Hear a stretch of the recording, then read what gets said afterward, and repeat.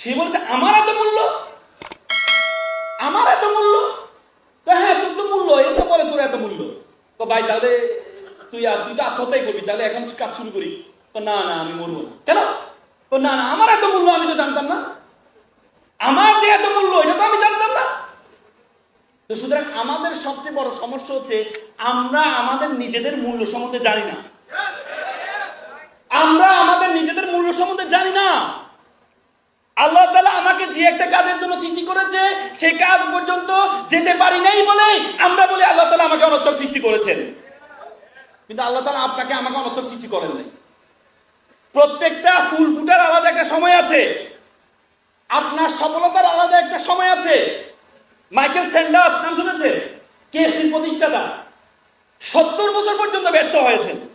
80 বছরে গিয়ে কেএফসি প্রতিষ্ঠা করে এখন পৃথিবীর প্রায় 200টা এয়ারপোর্টে তার কি আছে, ফ্র্যাঞ্চাইজি আছে। কত বছর বয়সে?